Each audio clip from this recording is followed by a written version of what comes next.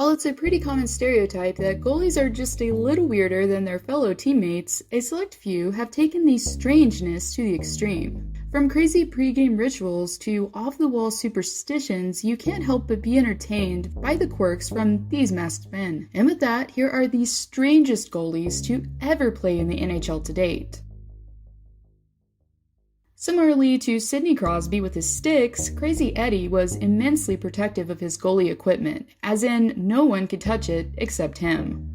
The superstition was so high-key, in fact, that Belfour, jokingly, I think, threatened to end anyone that came close to his prized articles. But I have to say, something definitely was working for this Hall of Famer, as he captured 2 Vezinas and a Stanley Cup during his NHL career of 484 games played.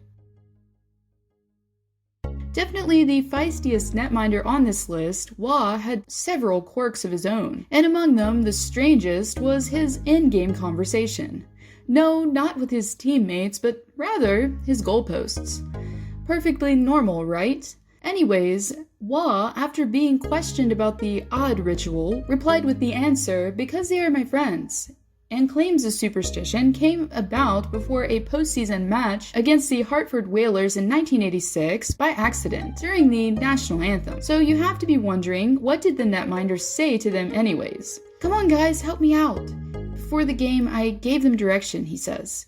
"The goalposts are always with me. They talk back to me. Some nights they say bing, but some nights they have a bad night too," Wah says. Never knew posts had feelings, but I have to say, after 4 Stanley Cups, maybe this guy was onto something. Every goaltender has things they do pre-game, to unwind and get mentally ready for competition, and it's perfectly normal. What's not so normal though is what Hall of Famer Glenn Hall would do to let loose, and clear his mind, and also his stomach. In possibly the most disturbing pregame ritual to date, Hall would force himself to regurgitate his pregame meal, as, you know, part of his game prep, and after would casually down a glass of orange juice before heading to the ice. Similarly to Wah, though, Hall gave the reasoning that choosing to have his pregame routine of hugging a toilet was all about performance enhancement in the end. "I got the feeling I wasn't giving everything I had if I didn't go through with it. I also felt I played better. I felt if I wasn't wired, I wasn't playing well," he says. The most comical and entertaining goalie to be mentioned is none other than Ilya the Universe Bryzgalov. During most of his NHL career, Briz flew under the radar as far as his left field personality is concerned, but it wasn't until the cameras were basically posted near the netminder that his true off-the-ice nature began to show. From comparing a hot girl to a Siberian Husky. Yeah, Siberian Husky. That's what you have? Yeah. Okay. She's all white. Yeah. Beautiful blue eyes. Blue eye.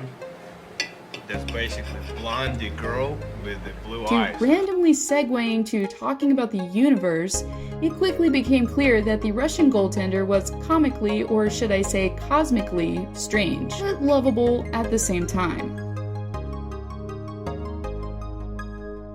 Gil Graton, aka Gratuni the Loony, had a relatively short stay in the NHL, but after only playing 47 games, he definitely wasn't forgotten. And no, it wasn't for his goaltending either, no offense, but rather his strange behavior. Graton claimed that he remembered to live prior lives and a current life as a NHL goaltender was punishment for his previous misdeeds. Definitely not dissing the whole reincarnation idea, but you have to say, believing that being in the NHL is punishment is a little humorous, I have to say. Other quirks included hanging out in his birthday suit frequently after practice, and even threatening to do so during the last game of the 1976-77 season. But unfortunately for his teammates, being double dared to do so didn't exactly work. Even still, Graton, during his short-lived career, definitely made his mark.